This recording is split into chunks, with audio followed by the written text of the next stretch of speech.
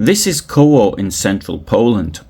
Koło means circle in Polish, and the name comes from the shape of the town in bygone times, the circle being the shape the river Warta made as it went around the town. The castle was built before 1362 on the orders of King Casimir III the Great, although he probably never stayed there. However, King Władysław II Jagiełło did visit on the 14th of May 1392, and he enjoyed himself so much that he returned several times. After hundreds of years as part of Poland, Koło fell under Prussian and then Russian rule. During World War I it was close to the front lines, but was captured by the Germans definitively on the 13th of November 1914. Almost 4 years later to the day, on the 12th of November 1918, the local German administrator in a ceremony handed over power to local Poles as Poland became independent. The German authorities then left by train. The first mention of Jews in Koło comes from 1432, when Lochman, a local Jew, had a legal dispute with Jan, the son of Mrokota from Janiszew. In the 15th century, a kehilla, a Jewish community, was established in Koło.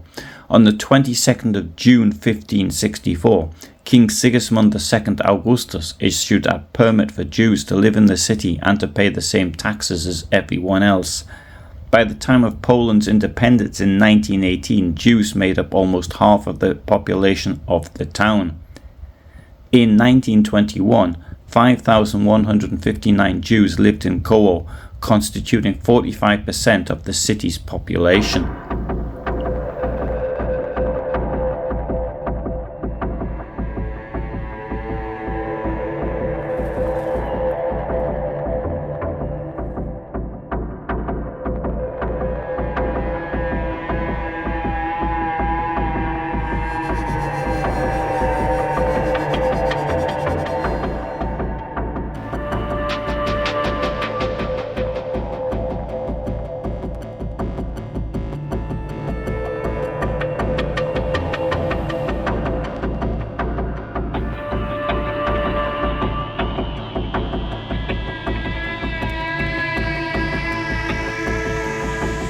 In 1939, Nazi Germany invaded Poland. Poland had been created from territories that had before 1919 been part of the Russian, Austrian and German empires, which in turn had occupied these lands in the 18th century.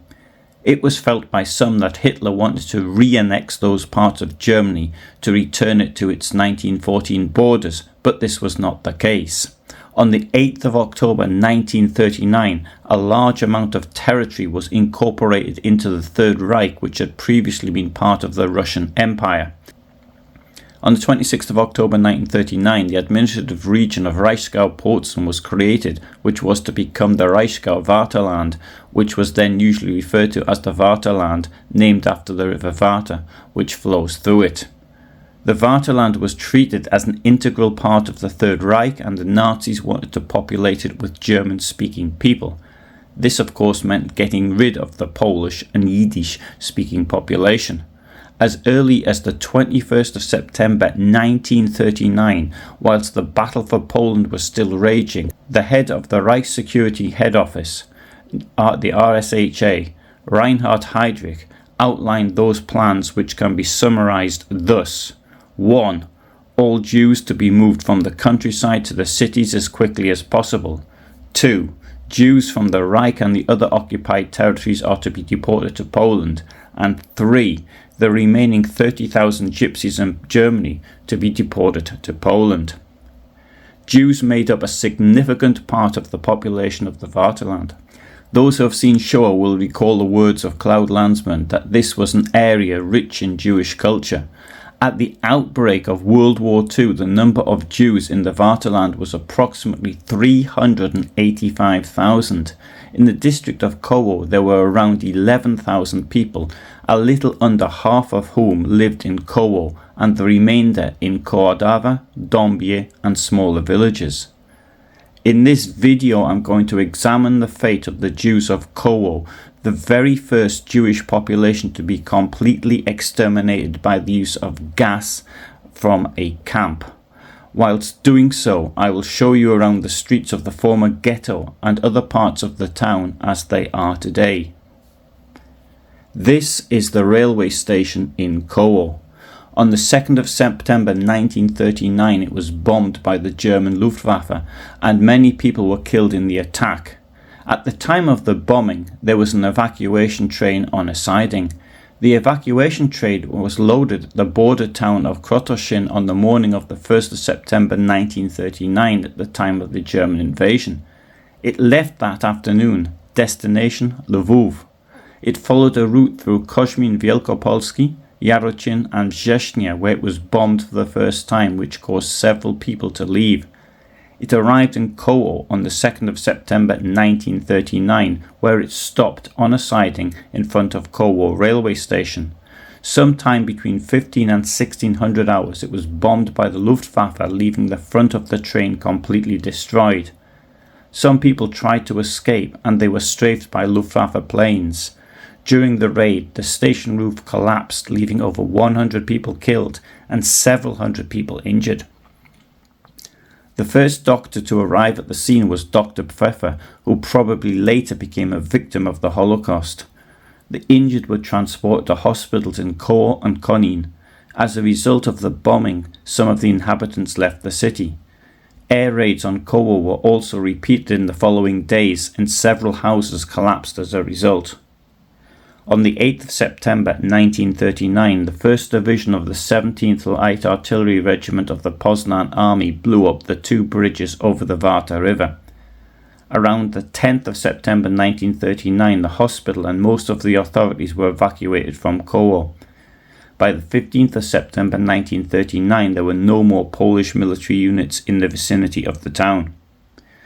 On the 16th of September 1939, two German soldiers on motorcycles entered the town. They walked around the market square with weapons at the ready and then announced to members of the civic guard in the town hall that they were taking over Koło. For the next 2 days, only smaller German units passed through Koło on their way east.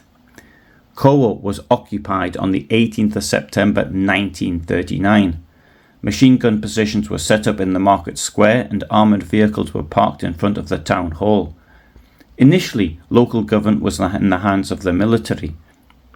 On the 26th of October 1939, a civilian administration took over. It was given a new German name, Wartbrücken, bridges over the Warta. From the very beginning of the occupation, the Jewish population of Koło and the surrounding area was subjected to constant harassment, repression, forced labour that was often pointless, assaults, the aim of which was to allow the immature bullies in the occupying forces to take out their frustrations on defenceless people. Being rounded up for so-called labour assignments could happen at any time, irrespective of what the person was doing. The assignments could be things like post-combat repair and clearance, cleaning, later snow clearance or rock breaking, but also these tasks would involve taking a pile of rocks from one place to another and then to take them back again. The point of this was often to humiliate the victims. Those who showed indisposition, such as a sick 75-year-old resident of Koło named Rosen, were killed on the spot. One of the witnesses remembered these moments this way. The Germans entered Koło and the next day they started killing the Jews. They were rounded up in their apartments to do work such as cleaning the streets or carrying beams to a bridge that was being repaired. All work had to be done at a feverish pace whilst the guards abused and humiliated their victims. In nearby Turek, the Jewish population was forced to sweep the streets with caps and hats. One of the first tasks assigned to the Jews of Koło was the reconstruction of two bridges on the Warta River, blown up by the Polish army as it retreated in September 1939.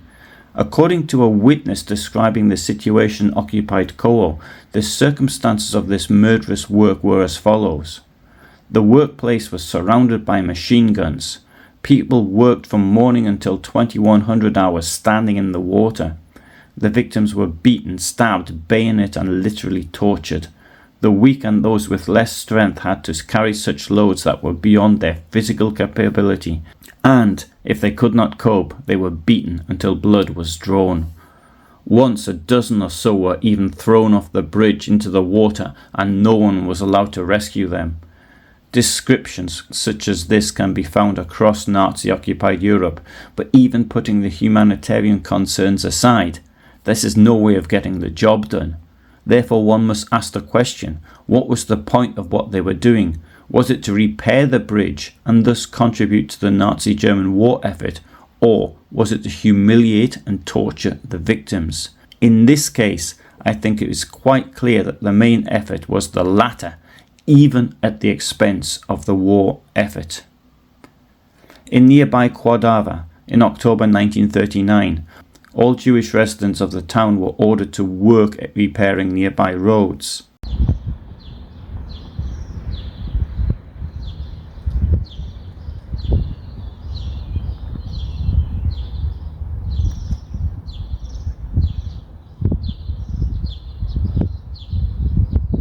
This is the location of where the synagogue once stood. On the 20th September 1939 it was burned down, an act that happened in many places once occupied by the Nazis. After the synagogue was destroyed by fire, the Nazis blamed the conflagration on the Jews of the town.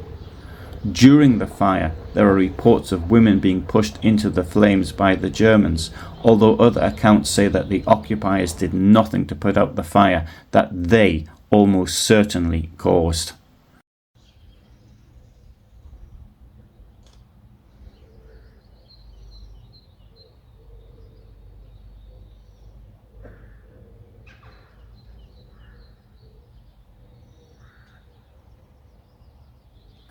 The gentleman who looked after the Jewish library in Koło was once Mr. Bierzynski. He was ordered to remove the corpses of 2 people who had been killed by the Germans. When he performed the order and tried to leave, he was shot. By the end of 1939, around 300 people had been murdered who had once lived in the town. It was forbidden to bury the dead in the Jewish cemetery in Koło, which was destroyed and burials moved to the village of Ruszków II. As in the rest of the country, the local Jewish population was separated from the rest of the population. This was facilitated by the use of marking signs. This was not initially standardized. As from October 1939, Jews had to wear a yellow triangle or star on their chest and back. In nearby Dąbie, a Star of David with the inscription JU was used. In the general government, meanwhile, a white armband with a blue Star of David was worn.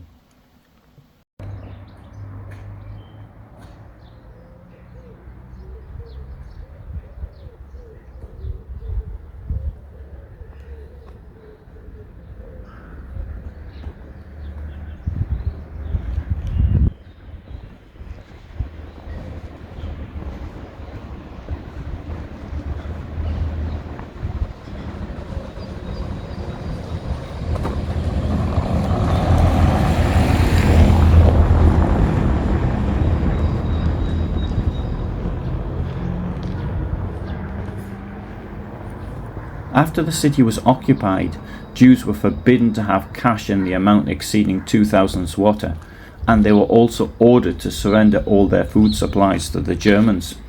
This was the beginning of the rapid pauperization of the population, aided by constant theft.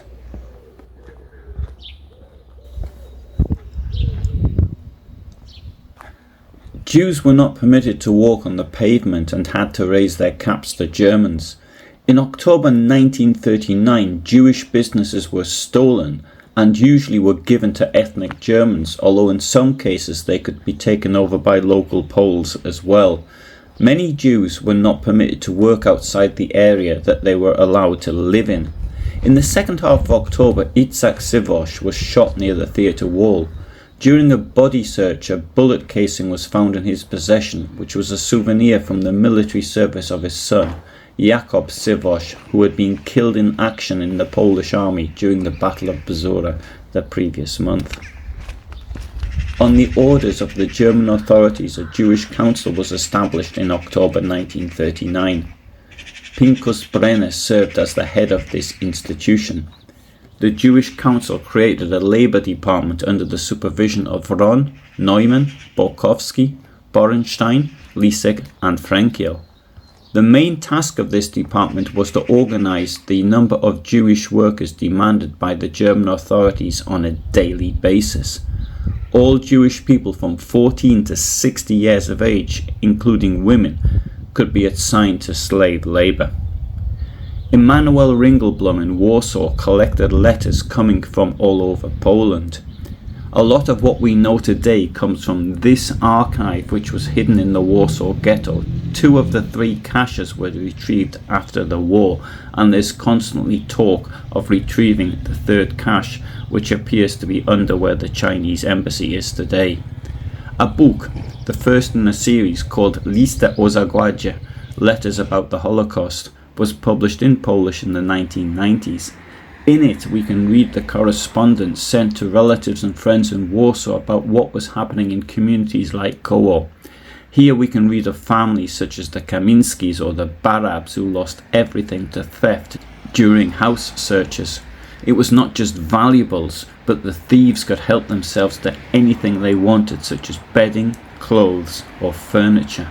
In nearby Dąbie, the Jewish population was ordered to gather in a church where they waited, crowded together to such an extent that they could not even sit down until the Nazis searched their houses, allegedly for gold. In fact, they just wanted them out of the way whilst their houses were looted.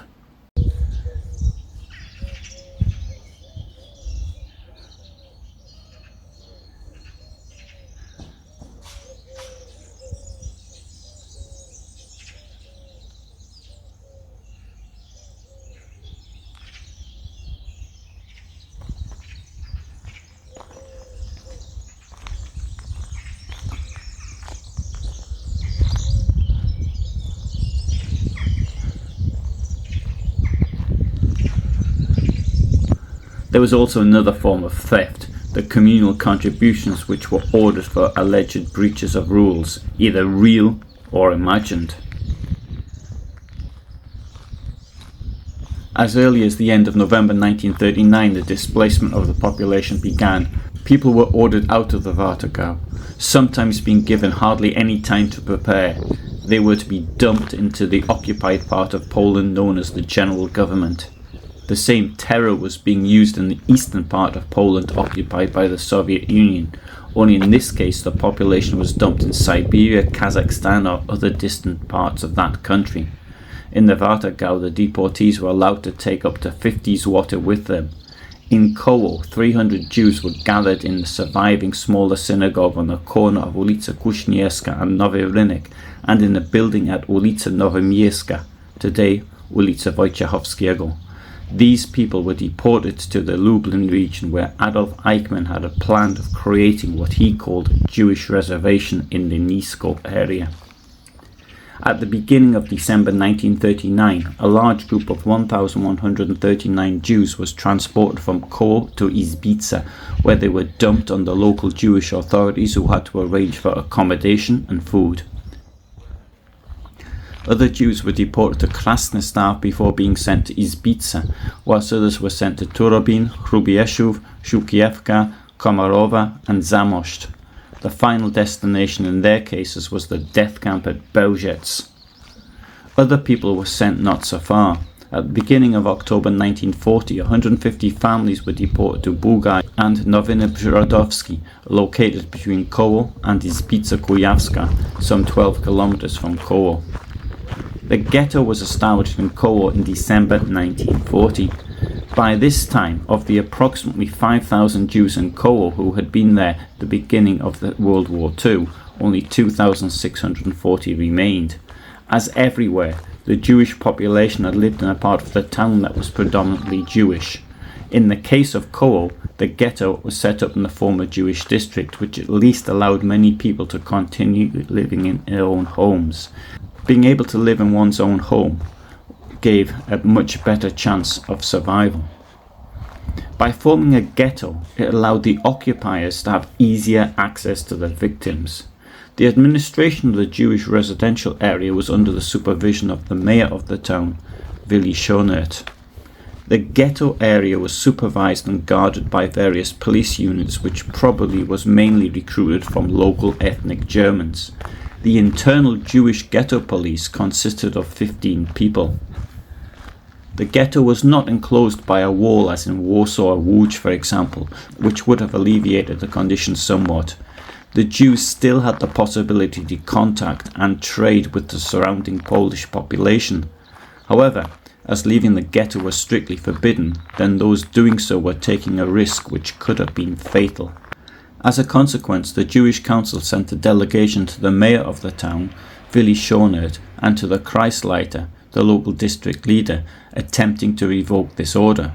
The result was that the authorities agreed, but in return a poll tax of 4 Reichsmarks per person in the ghetto had to be paid. The German authorities stated that they required this money to pay for the transfer of the Jews to nearby ghettos in the general government. The same sum of money was demanded when the people were deported to their deaths at Chelmno nad Nerem in December 1941. Slave labour camps were established by the Nazi authorities. People from Koło were taken mainly to camps in the Wartheland region.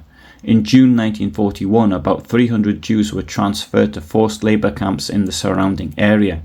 First, those collected were herded into the synagogue where they had to wait for 3 days without any food or water. Dr. Franz Seeberg, a representative from the health department of the city of Poznan, was responsible for the selection of Jews fit for work. In addition, engineer Fritz Neumann and the head of the construction department in Poznan were also present. During their transport to the camps, the Jews were not given any food or water, and the guards frequently beat them.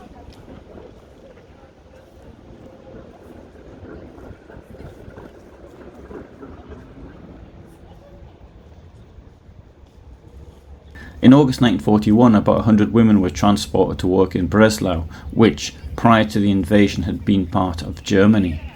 Breslau is today Wrocław in Poland.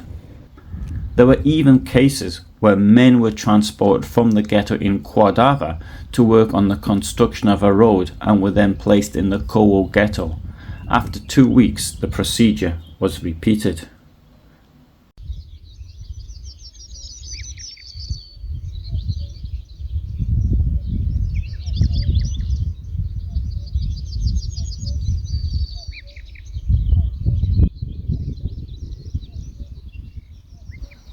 In the spring of 1941, around 3,000 men started to congregate here on the Düben Heath to the northwest of Leipzig. Camps were set up, training was arranged, lessons were given and team-building exercises were held. These men were the future Einsatz commandos, who were to be unleashed onto the Jewish population of the Soviet Union with the aim of mass murdering them using firearms.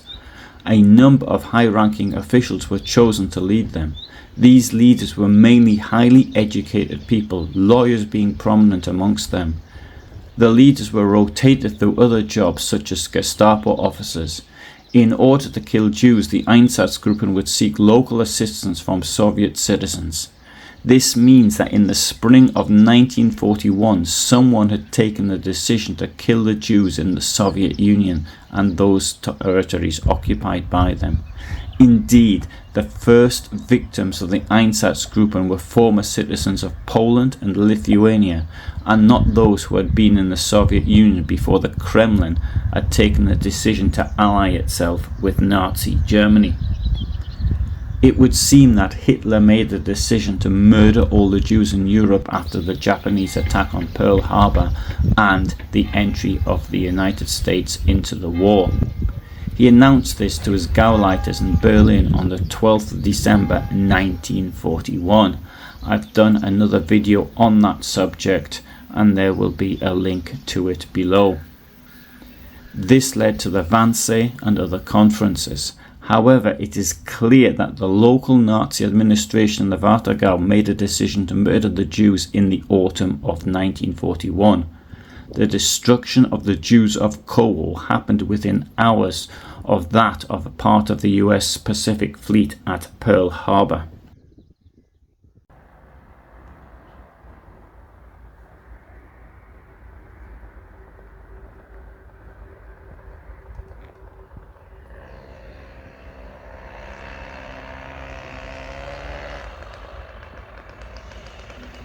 The decision to build a death camp at Chelmno nad Nerem was made by Arthur Greiser.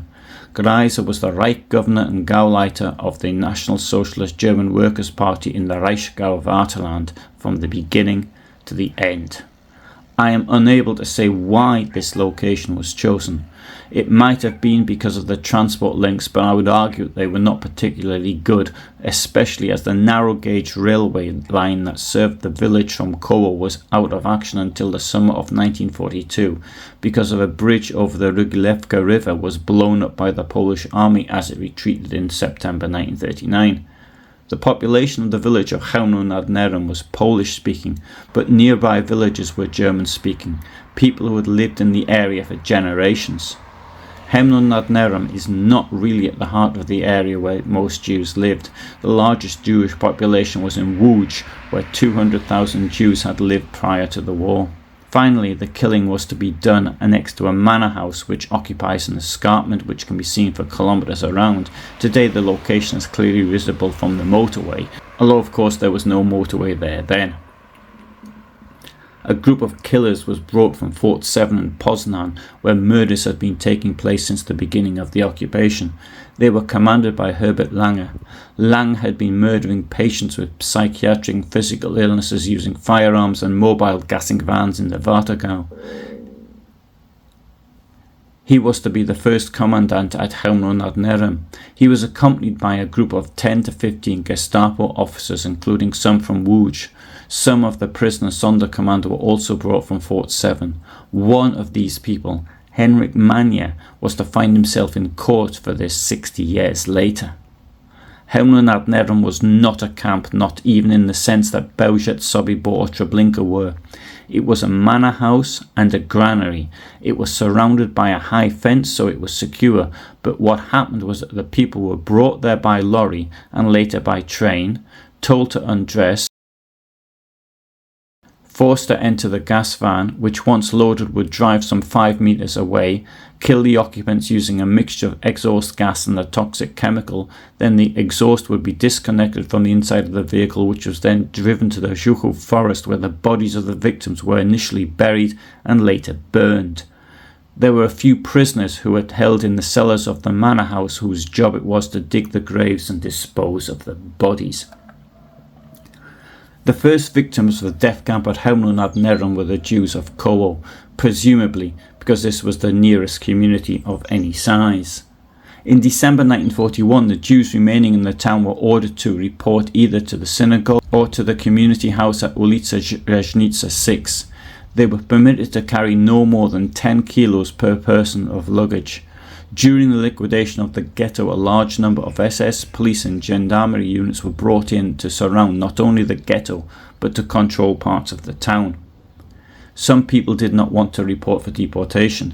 A number of people were shot during the roundup, including Liza Feldman, Josef and Esther Brandt, Haya Piotrkowska, David and Ella Silber, and Reisha Zilberberg. The vast majority of the people did report. Weak after 2 years of malnutrition and slave labour, they had nothing left to fight for. They were ordered onto one of 2 trucks. Their names were noted by an SS officer supervising the deportation. As there had been previous deportation at slave labour camps, presumably the victims thought that this would be their fate. It appears as though some were told that they were going to work on railway infrastructure. The trucks ferried people to the manor house at Chelmno nad Nerem and came back empty for new victims. Each of the 2 trucks carried approximately 40 people. Some of the sick appear to have been taken to Chelmno in cars. Over 2 days they carried all of the remaining 2,000 or so people. Some people had to spend their last night in the synagogue waiting for their turn, no doubt terrified about their fate. What exactly happened to the people from Koło on arrival at Chelmno is not known, but in future transports there was a pattern. We know this from the escapees from Chelmno. People were brought to the manor house at Chelmno, where they were assisted getting off the lorry by staff.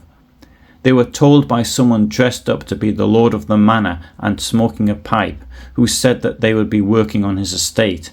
Relieved, sometimes he was applauded by the deportees. They were taken to the first floor of the building where they were obliged to take off their clothes. The room was heated. They were then guided to the basement corridors of the palace to undergo alleged disinfection. Giving people towels and soaps was intended to make this version more credible. Instead of going to the bathhouse, they went onto a ramp which took the victims to the gas van. Those at the front might have noticed something was wrong when they were crushed, but by then it was too late.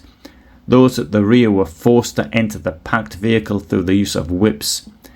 Once everyone was inside, the door was closed. The vehicle moved around 5 meters from its position next to the ramp where the gas pipe was connected to the inside of the vehicle. Once connected, the engine was turned on. Toxic chemicals had been added. After around 20 minutes, the gas was disconnected and the van drove off. It travelled around 5 kilometers to the Rzeszów forest where the bodies were checked to see if any valuables had been hidden on them, and they were buried. Sometimes people were still alive when they arrived. These people were shot by the SS staff. The liquidation of the ghetto in Koło was noted by people in nearby ghettos. The Jewish Council in the Dąbie ghetto sent 2 separate missions to Koło to gather information about the fate of the deported Jews on the 9th of December 1941 and again 2 days later. The inhabitants of the Dąbie ghetto would face the same fate 3.5 months later. The second attempt was undertaken by Lewka. His account, it can be found in the Ringelblum archive, and this is what you're looking at right now, written in Yiddish. I'll read you part of it. He left on the 11th of December 1941. Of course, he was taking a big risk. He writes, "I took the risk and I left. I went to Chelmno, and there I noticed many German officers and gendarmes. In the church there were Jewish bundles all mixed up and all ransacked. I could see no Jews in the streets of Koło. I entered one of the yards, but none of the Catholics let me in. They were afraid. People said that even talking to a Jew could be punished with death. Ignoring this, I went out into the street where I saw Jews being led out of their homes by Germans and loaded onto lorries to be sent to Chelmno. Then I headed home. On my way back, I saw the debt collector I'd seen earlier. His name was Bakowski. I asked him what he'd seen. He told me that I should run away because it was bad. He saw tightly closed vans going into the forest and he could hear terrible screams coming from them. I went to the same place and I also saw that the whole forest road had been damaged by wheels. When I went to Chelmno, I saw a car returning from the forest and driving into the church. After I came back home, I provided the Judenrat with all this information." What this tells us, or suggests to us, is that the people who were supposed to have been killed by the gas in the van were not yet dead. It is of course possible that the killers didn't know how long to leave the motor running, and we know from people who survived, who escaped, that sometimes there were people still alive when the gas van reached the Rzeszów forest. This account, written by Lewka can be found in the Ringelblum archive. It has been published by the Jewish Historical Institute in Warsaw in the Ringelblum archive, volume 9, and referring to territories incorporated into the Third Reich.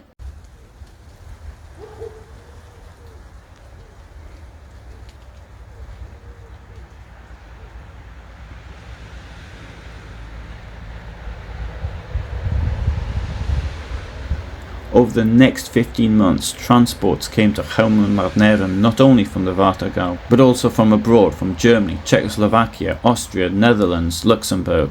The victims were not just Jewish, there were gypsies, the children from Liquidation, Soviet prisoners of war, and, it would seem, also some Polish Catholics. However, the first victims were the Jews from Koło. In March 1943, the first stage of the murder operation came to an end. Arthur Greiser travelled to Koło on the 8th of March 1943 to have a little party at the Riga restaurant in the town. The manor house at Chelmno nad Nerem was blown up on the 7th of April 1943 with a transport of sick people inside. However, in the spring of 1944 the camp was reopened to kill thousands of people transported from the Koło Ghetto. This time the victims were held in the church before they were murdered. The church still stands there today. The camp functioned until the entry of the Red Army in January 1945.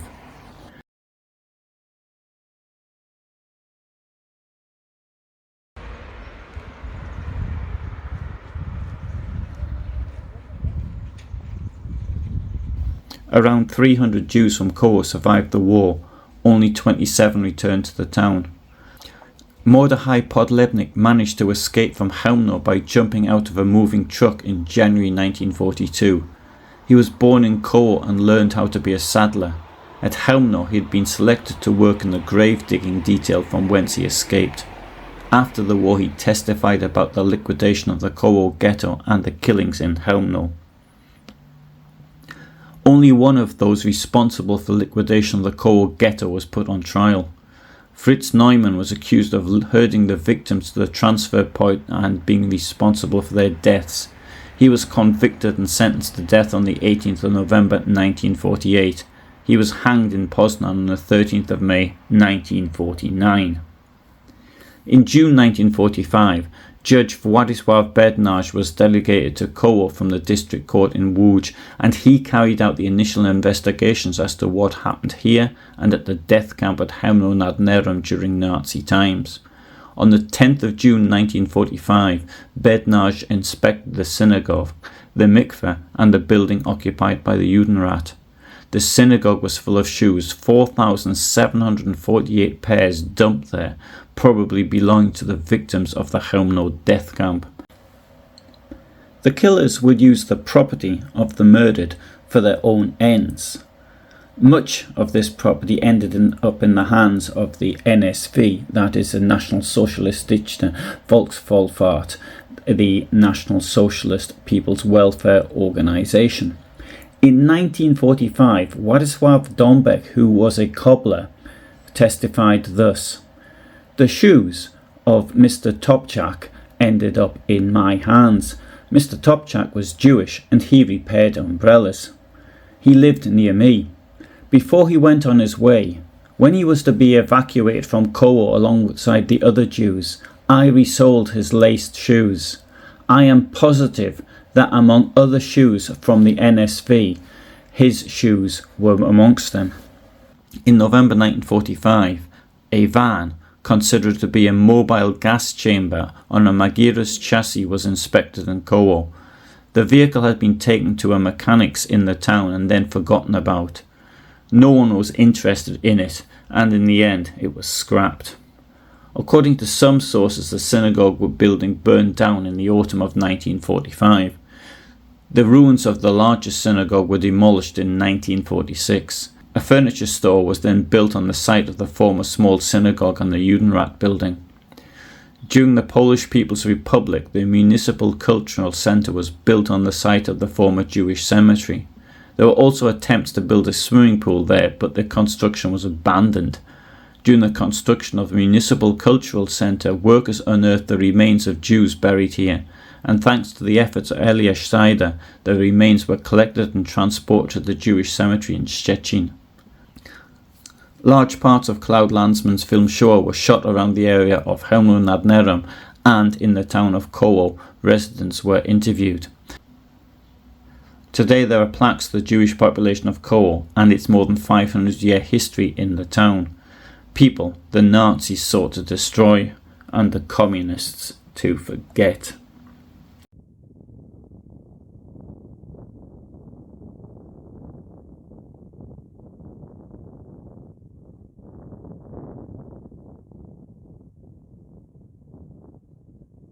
This video was a very long time in the making, although during two visits in 2008 I did film parts of the town which I put on my YouTube site. and interviewed those older looking people that I could find. I made a special journey to the Koło in April 2022 and again in July 2022 between visits to the Ukraine to film what you can see here. Most documentary research was done more than 20 years earlier, although new information was learned from the archaeological excavations which took place during the first decade of the 20th century. Much has changed since the day in 1994 when, seeing the director of the local museum at the bus stop, I stopped to pick him up and offer him a lift, and he told me that some money had possibly been found to allow some archaeological work to take place. In those days it still looked like the collective farm that you can see in Shoah, which had been filmed some 15 years earlier. Today there's a detailed museum at Chelmno nad Nerem, a large car park, and the site has been secured. I hope you found this interesting. You'll find on this channel a lot of videos related to the Holocaust.